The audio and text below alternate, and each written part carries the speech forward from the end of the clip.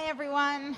Hi, welcome. So happy to be here and excited to talk about innovation and disruption.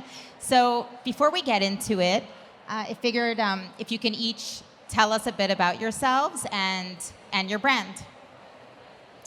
Hi, everyone. I am Maria Hatzistefanis. I am the founder of Rodial. I started my business 25 years ago when I was fired from a job in banking. I started my business in London, and 25 years later, we have two brands, Rodial and Nip and Fab. We sell to over 10,000 stores over the world and 35 countries. Some of our best-selling ranges include snake serum, dragon's blood, bee venom, banana lowlighter. And I've done all this with an investment. I had personally put into the business $20,000, and I received zero venture capital money. So my business is independent, self-funded. I've also written 3 motivational books for anyone who wants to start a business. And I am a dragon on Dragon's Den, which is the equivalent of Shark Tank here in the US. And thank you for having me. Thank you.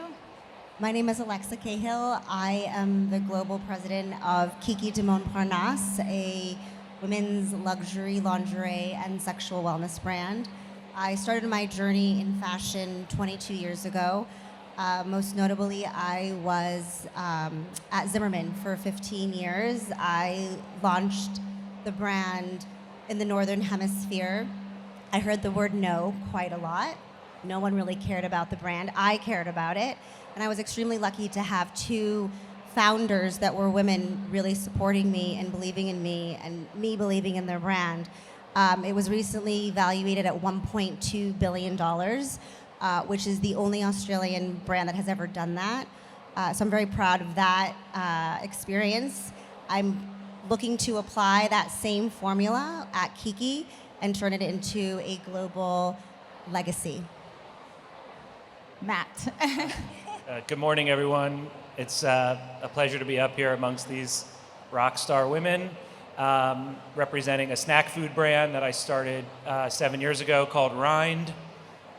We make healthy, peel-powered fruit snacks that retain the most nutritious part of the fruit, which is the skin, the rind, that's most commonly thrown away. So our mantra in many ways is keep it real, eat the peel. Prior to starting this business, I spent 2 decades in finance, so it was a very hard pivot into the world of food and beverage. But I'm pursuing my passion. A lot of the lessons I learned about health and wellness came from my great-grandmother who lived to 100, who had a health food store that she opened up 100 plus years ago. So it's exciting to be paying it forward. Amazing. Thank you so much. So I forgot to introduce myself, actually. So I'm Karin, Eldor. I'm a senior contributor at Forbes. And there's nothing I love more than chatting with founders and leaders who are shaking things up in their respective fields. So we're chatting about disruption.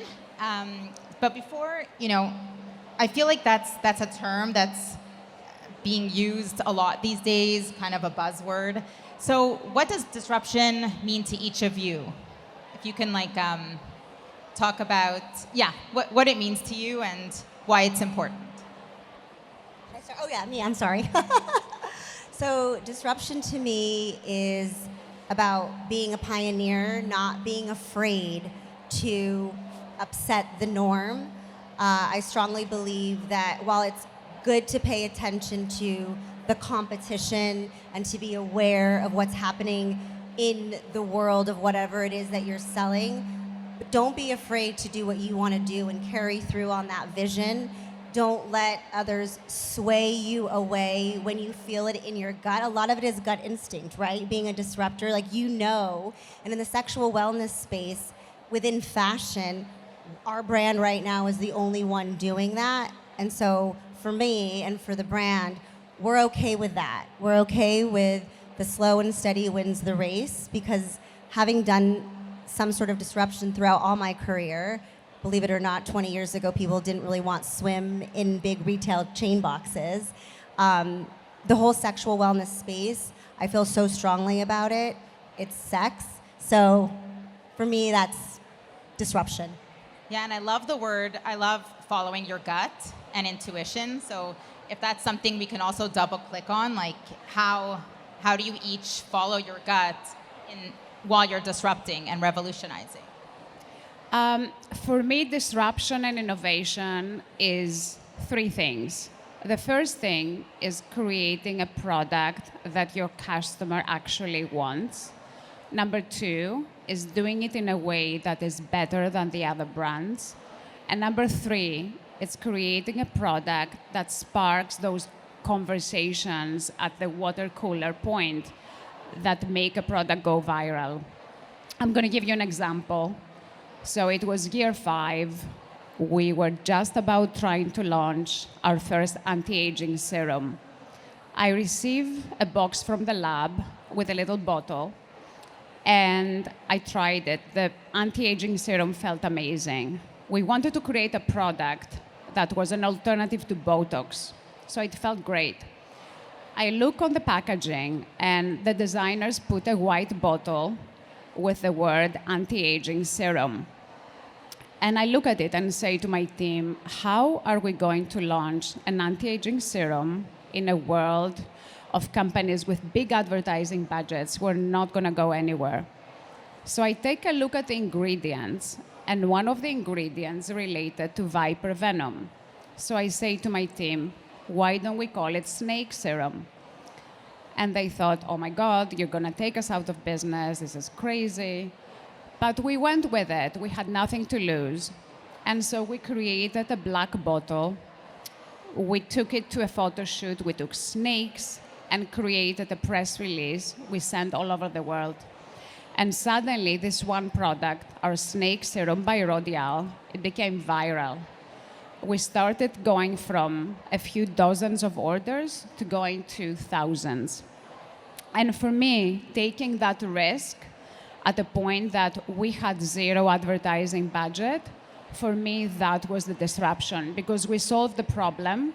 The customer wanted an alternative to Botox in a bottle.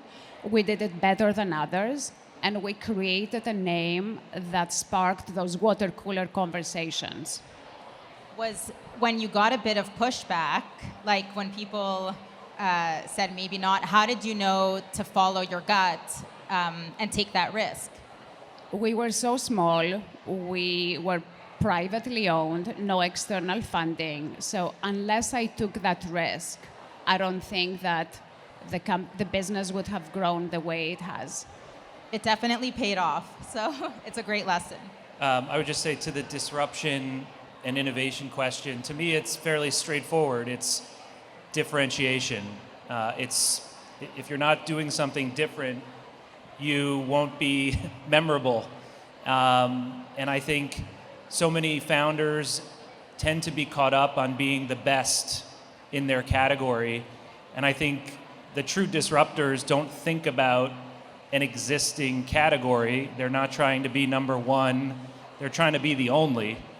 And I think the brands that break through a lot of the noise that I have some of the most respect for have just pioneered entirely new categories that didn't exist, in my case, in grocery, before you knew about it, and then you get to a point in your lifestyle where you can't remember a day without it. I'll give you a quick example. Greek yogurt. Greek yogurt, before Chobani 15 years ago, was 1 or 2% share of the yogurt market, right? It was Yoplait and Dannon and fruit at the bottom and sugary, and it was not tart and tangy and high protein. And fast forward, 1 or 2% share is now 50% share of the market. 1 out of every 2 yogurts is a Greek yogurt. And that was one person's idea, right? The Greeks knew their yogurt was awesome. The folks in Iceland knew their skyr was awesome, but they hadn't brought it to market and built that category before here stateside and made it a global phenomenon where taste profiles changed because of their disruption. I love that. That's such a good point. It's so true. I love how you repositioned fruit rind from something, that wasn't sexy. Sorry to say, but maybe it wasn't as sexy, and you made it sexy and something for people to talk about. How did you follow your gut and know that was a white space to fill? Yeah, again, we didn't invent fruit or dried fruit. But again, differentiation is, let's be the only one romanticizing and talking about the health benefits that are uniquely found in the rind of the fruit. And what I loved about this white space, this category, was, again, these were intuitive lessons that I had learned from my great-grandmother. She used to preach roots, rinds, seeds, and stems, all of the forgotten scraps that make, for more texture, more tang, more bittersweet flavors. And, her story, I came to find, was very relevant to consumers, broadly speaking, where everyone had been told somewhere along the way, oh yeah, you don't peel, the best part of the fruit, or you keep the skin on the sweet potato, but never connected why that is. So I think it was being attuned to the trends that I was seeing toward functional, which the rind imparts, more vitamins, more fiber, and sustainability, you're not wasting any part of the whole fruit. I love that. So totally switching gears to sexual wellness and KIKI.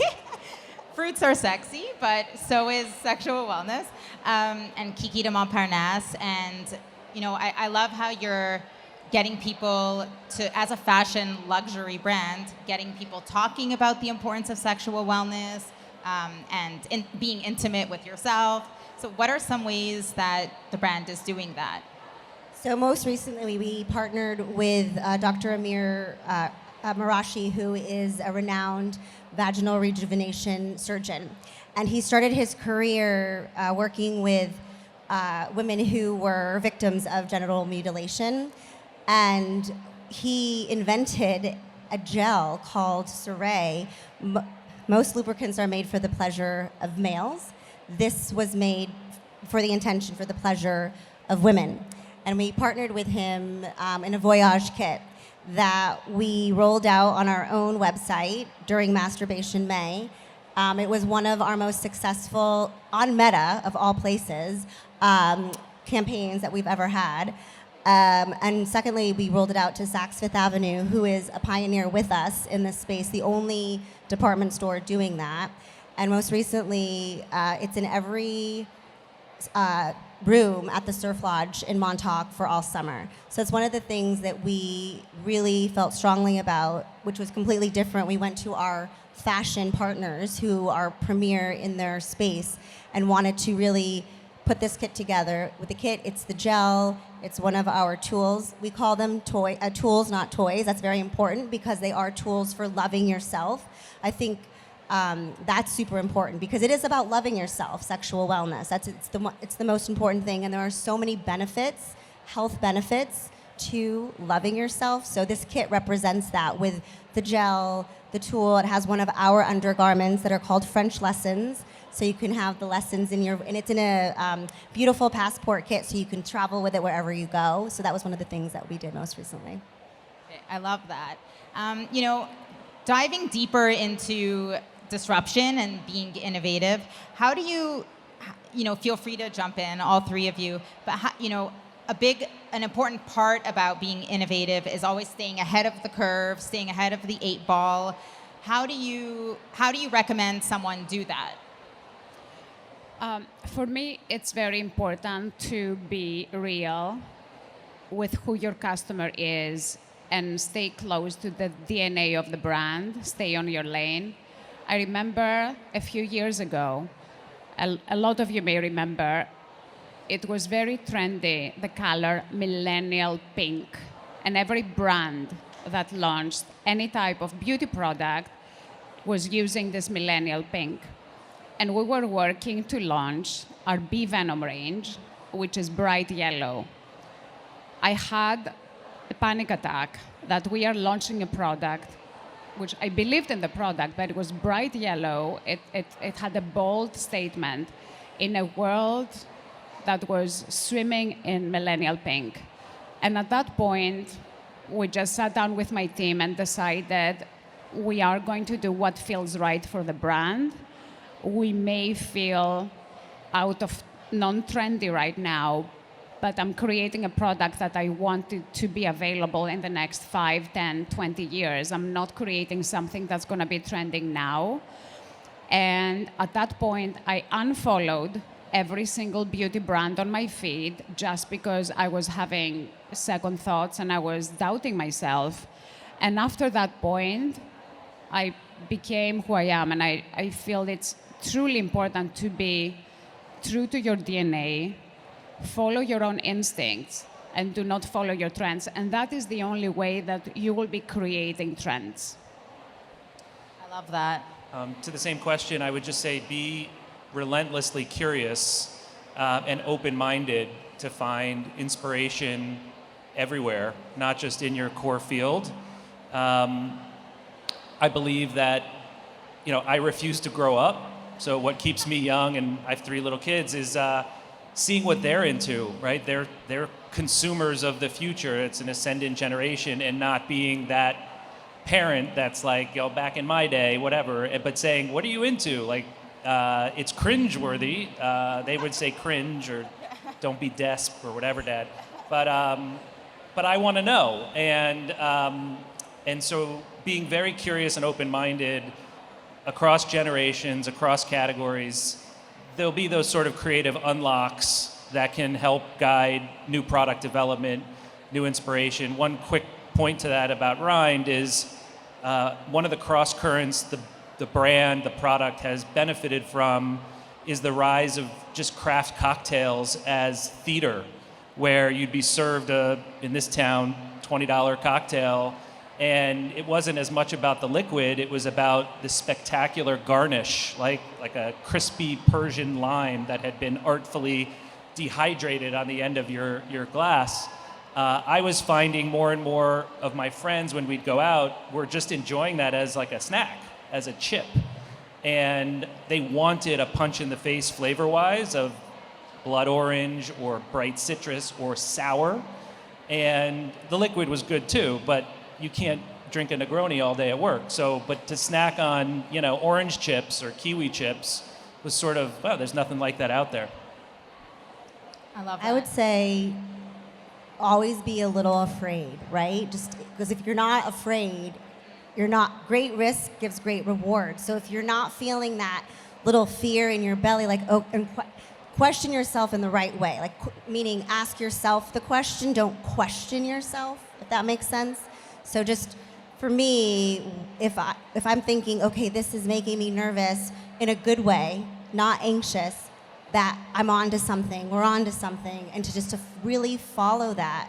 And that's really been my guidepost for my whole career. When, again, I've heard no in my entire life more than I've heard yes. And don't be afraid of the word no. It doesn't really mean anything in the grand scheme of things.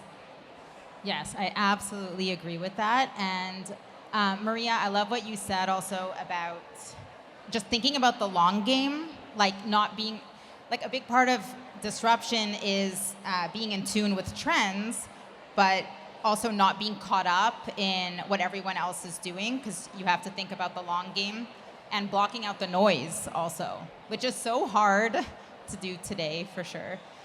Is there, each of you, feel free to share if there's a specific obstacle that you overcame, throughout the brand's growth, if there's an obstacle and how you overcame it.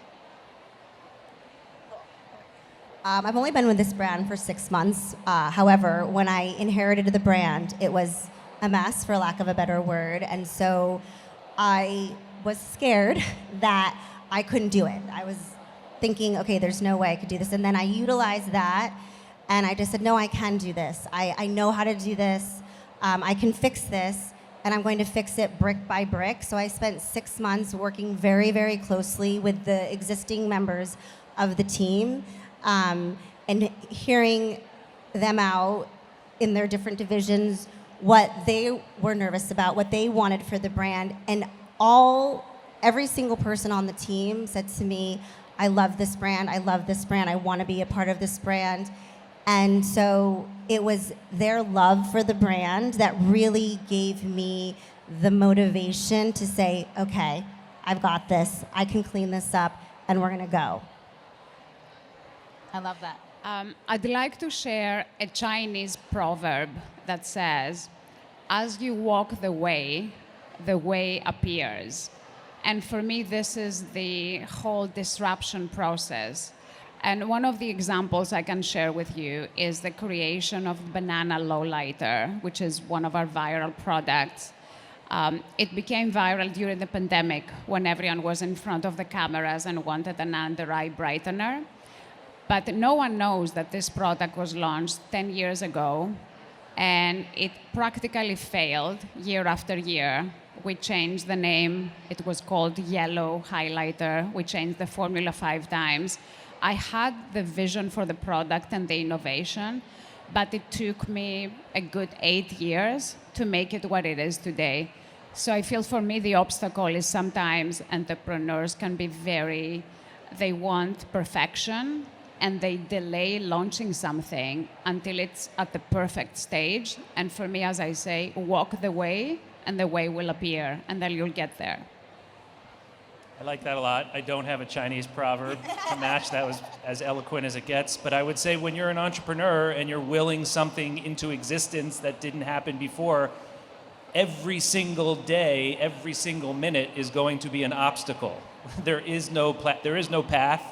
There is no blueprint for what you're trying to do, and you are the obstacle to get over. You have to push yourself, if you believe in something passionately, to make that way appear. It's invisible, and you're the one with the magic crayon drawing it in your image, in your eye. And so the obstacles are just going to be coming at you every single day. And so you either have the fortitude to never give up, and you have that much conviction in the idea, but you are going to encounter far more problems than you ever thought. Danny Meyer has a great perspective on this, the restaurateur, Union Square Hospitality Group, which is the goal should not be to have a business with the fewest problems. It's unrealistic. It's to have a business, the company with the fewest problems doesn't win. It's how you handle and grow the inevitable problems that will be hitting you every single day. The definition of business is problems, so solve them. I love that. It makes me think of the Ryan Holiday book, The Obstacle is the Way. Anyway, I'm into Ryan Holiday these days. I wanted to ask, Alexa, if you could share your mantra, or your favorite, because I feel like they both already shared your favorite mantra.